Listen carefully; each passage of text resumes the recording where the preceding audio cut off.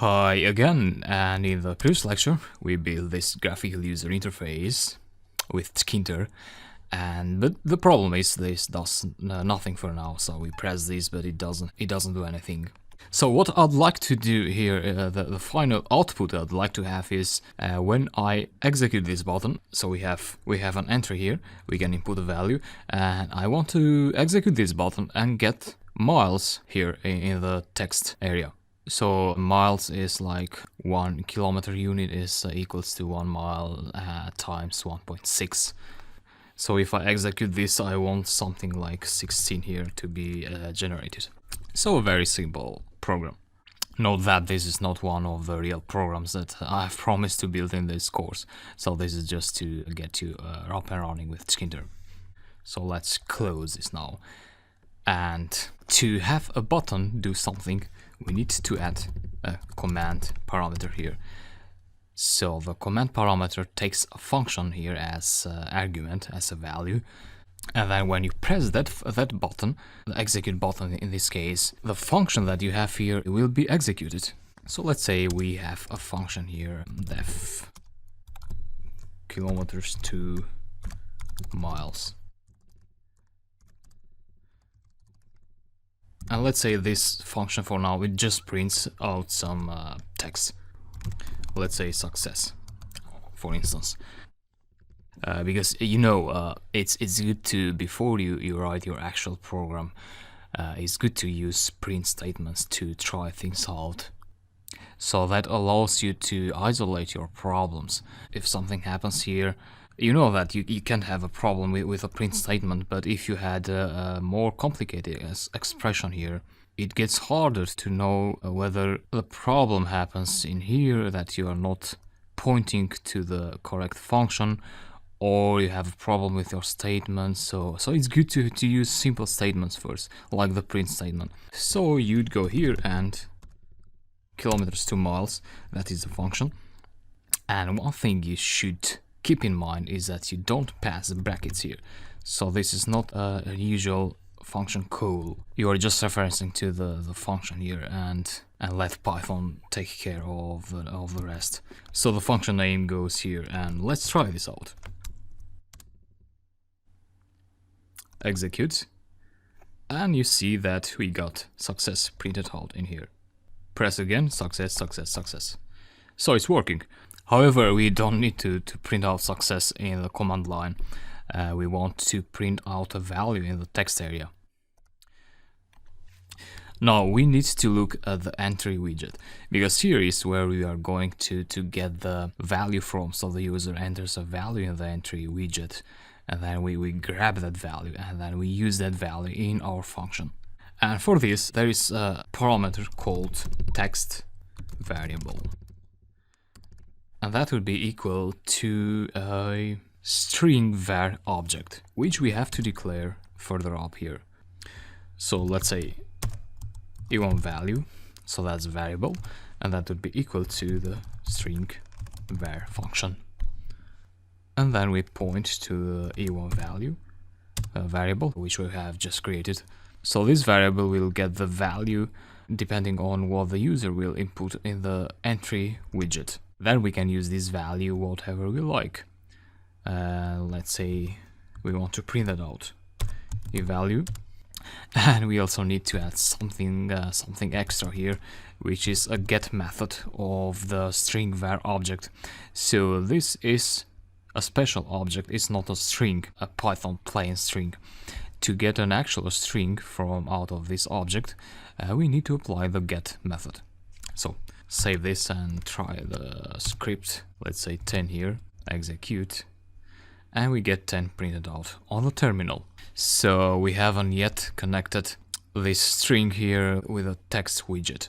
So let's do just that here. The idea here is that we need to insert a value to the text widget. And to do that, the text widget has a method called insert. So you need to refer to the text widget that you want. So T1 is our text object, and then apply the insert method. And the method gets an argument first, which is a place where you want to insert the text. let's say we want to insert at the end of the text widget. For example, let's suppose you are inserting many lines of text in your widget, and you'd have to apply to execute this method multiple times. And each time, if you put end, you'd enter the new text at the bottom of the existing text. So you're saying put at the end this text. You want value.get. So the string of the value that the user will enter in the entry widget. So let's see how this goes.